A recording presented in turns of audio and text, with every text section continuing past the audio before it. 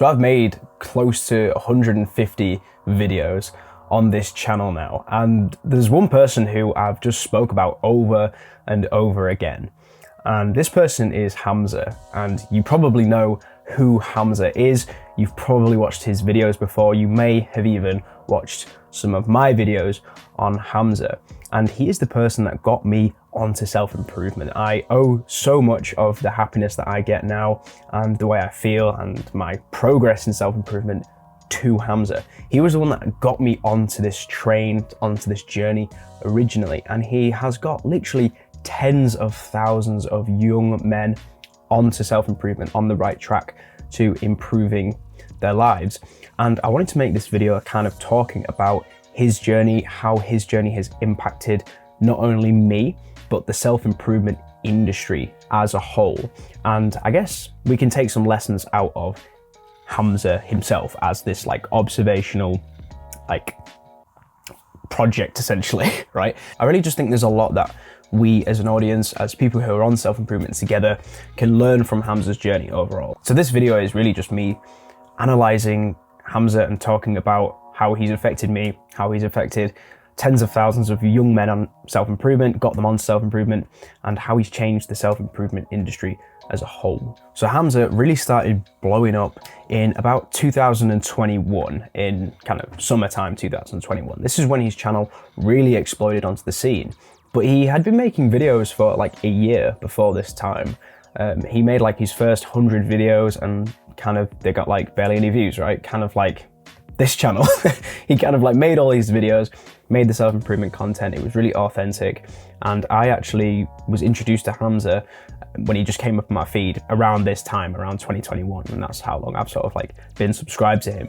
And I think it was one video in particular that he made that kind of blew up and got everyone involved and interested in his channel. And then ever since then, he's just managed to grow his channel. And this is the first kind of lesson that I get from Hamza as an example, as a social example on the internet of someone who's on self-improvement. And the first lesson that I get as a creator is that no matter how slow the growth of your channel seems to be, right? No matter how little progress that you're making, no matter what you do, there's always going to be a time when one of your videos, for whatever reason, is just going to catch on and blow up on the YouTube algorithm and go viral.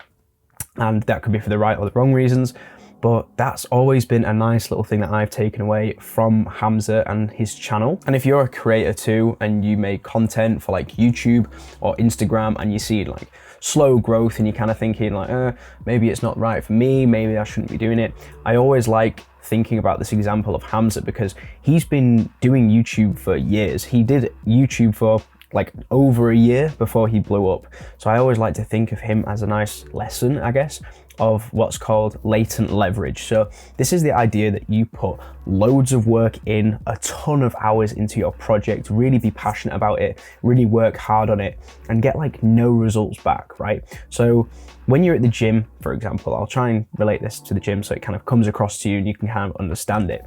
When you're at the gym, you can be lifting the weights, you get a really good pump on, you do like 6, 7, 8 sets of whatever, bicep curls, bench press, and then you kind of finish your workout and you go look in the mirror and you know got kind of a pump, you can kind of see a bit of progress and the muscle actually looks bigger because it's full of blood and you're really pumped up. So you can sort of see like a bit of a forecast, I guess, of what your muscles could look like not pumped in like a few months or something, if you keep up this train. Like training gives you that little taste, like look what you could look like if you weren't pumped, right? And that's what can keep a lot of people going when they first start training. You get those kind of little kind of results, it just after getting a pump. But with YouTube and with content creation, you can put a ton of hours into making loads of videos, right? You could make your first 10 videos, your first 20 videos, your first 100 videos, and maybe some of them will get like 10 views, some of them will get like 50 views, maybe one of them will get to like 1,000 views. But you kind of don't really see any money coming in or any kind of return on investment of like time. So the time you're putting into the content creation, you're not really seeing any return. And latent leverage is this thing where you put loads of work in and then eventually it just goes up like that. So you have like, if it was a graph, it would be time, right, across the bottom, and then like progress, right, views or whatever, and it just goes like that and that and that, and then kind of goes up really fast and sharply, and that's latent leverage. So that is basically putting lots of work in and being able to grit through the rewardlessness of that, and then it blowing up.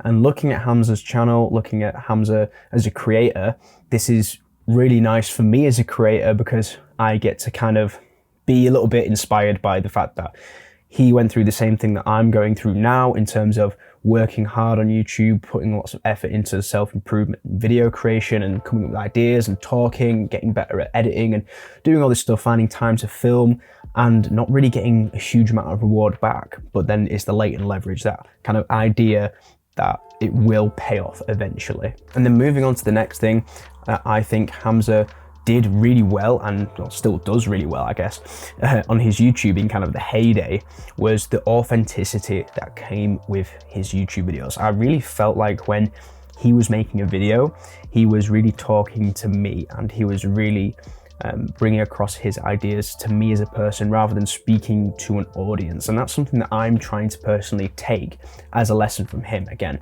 that's a lesson from creator to creator. That's something that's going to help me, and that I always try and think about when I'm making these videos. I want to talk to you, and I want to help you and give you some kind of value when I'm talking about anything, whether I'm talking about Hamza or I'm talking about, you know, sleep or the gym. I'm always trying to think of it like, if you were just like my friend, how could I just help you with the stuff that I've learned, right? So that's kind of what Hamza did really well. He was super authentic, and he was really relatable, right? And I think the reason he was so relatable to me is because he went through that whole kind of same journey that I went through. He's from the same country that I'm from, so that kind of helped as well, the fact that he was literally in the same country. But he went through that same journey of working a 9 to 5, having to get up really early in the cold, dark winter of the UK, walk to work or get a bus to work, and the long commute to get to work, and sitting in an office and not seeing the daylight outside. Like, when he was explaining all this stuff about like what he used to do before YouTube, it was super relatable to me.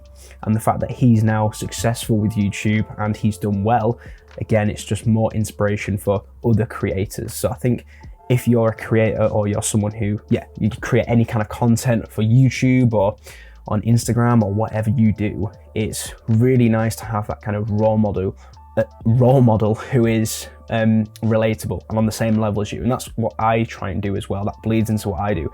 I always try and just be 1 or 2 steps ahead of who I'm talking to, right? So if I'm talking to my friends when we're out, whatever, if they have a question or anything like self-improvement related, I always just try and think that I'm not like way ahead in the journey, right? Like super far away. I'm just guiding you a few steps in front of me, so that it's not like too unrelatable.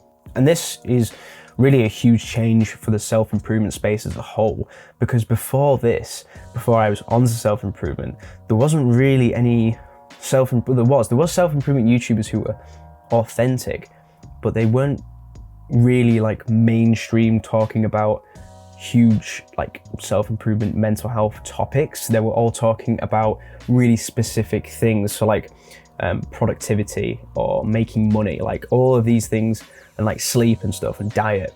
All these YouTubers were disparate. So you had one YouTuber who would specialize in fitness, and that might be like Athlete X. You had one YouTuber who specializes in diet, and that might be like Jeff Nippard or something. And then you have another YouTuber who specializes in sleep, and the productivity would be like Ali Abdaal and all this stuff. So all these YouTubers were quite separate, and Hamza was the first one that I found anyway to kind of take all that and wrap it into this like overall self-improvement related thing, and then kind of wrap that up into a package that was authentic, relatable, and then give it to people.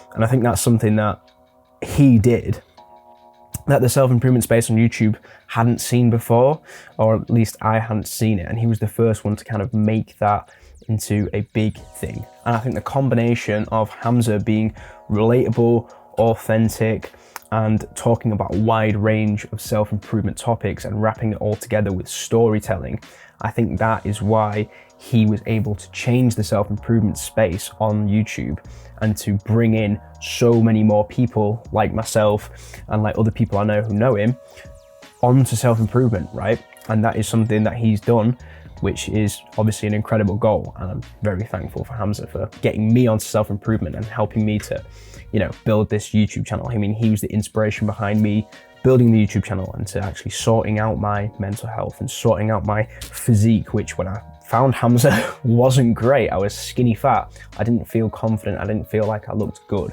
So I was, you know, from finding Hamza, I was personally able to, you know, start going to the gym, start eating healthy, and to, you know, have the confidence to build this YouTube channel and get onto camera and talk about what I was going through and some of the things that helped me, and to try and help other people.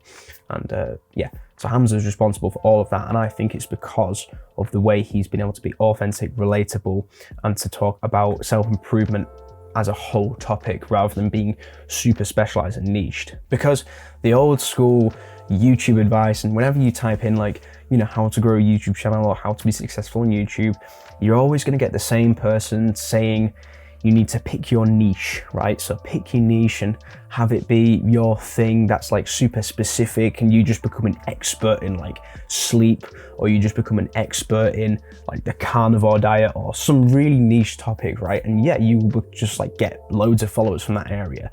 But I feel like Hamza was one of the first people to kind of get on the early trend that we're now seeing emerging on YouTube, which is that like you are the niche, right? Like the person is the niche, not necessarily the topics they're talking about.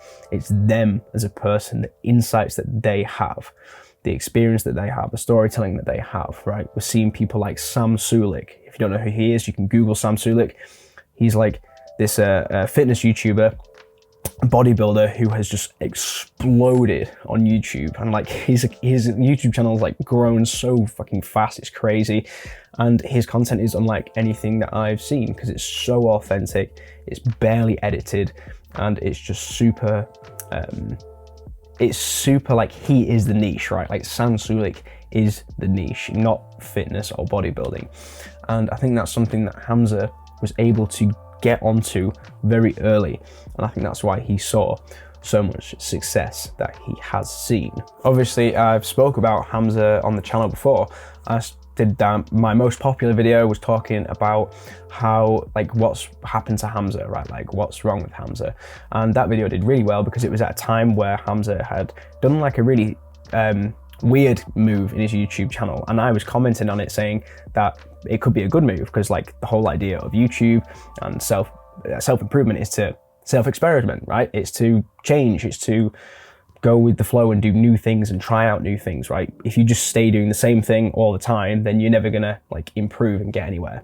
So he was like changing up his entire YouTube strategy and the thumbnails and the kind of way the videos were and stuff, and a lot of people weren't really happy about it, so I sort of made a video on it, kind of not like I wasn't like dissing Hamza or anything. I was just kind of a blanket kind of analysis video, I guess, and that video did really well. And so I spoke about Hamza before, and the reason I'm speaking about him again is because one, obviously he's the person I have to thank that I'm on self-improvement, that I've got this channel, that I'm sort of feel like I'm going places, you know, I feel like I'm doing good work, right? I feel a bit more positive about my life in general, right? Just from being on self-improvement. But it felt like a good time to make a video about him because he's kind of tapered back from making videos, right? I mean, if you're a fan of Hamza or if you know him, you'll know that he's kind of stopped uploading videos regularly, and he, you know, was uploading daily for like over a year, and now he's kind of stopped and he's like settling down. He's probably going to look to have like kids and stuff and be a father, and it's great, and he's probably going to come out with some really good self-improvement videos that are way more specific to like fatherhood and stuff and raising children. And obviously, again, it comes back to the relatability thing. When I am at an age where I could do that as well, or I'm at a stage where I was thinking about having kids, then those videos of Hamza's would become suddenly a lot more relatable to me.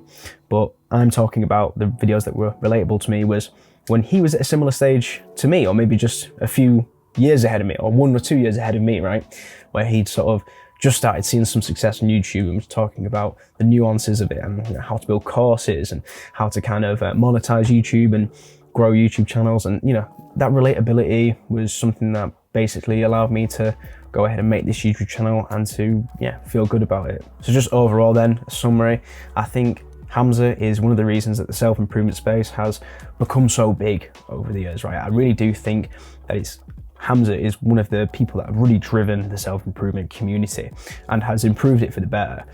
You can say what you want about all the kind of hyper edited videos that he used to do, right? I think my favorite videos was when he wasn't doing that, was when he was doing his like full guides and stuff, right? I think they were my favorite videos because they were that perfect balance between authenticity and, you know, somewhat like lightly edited.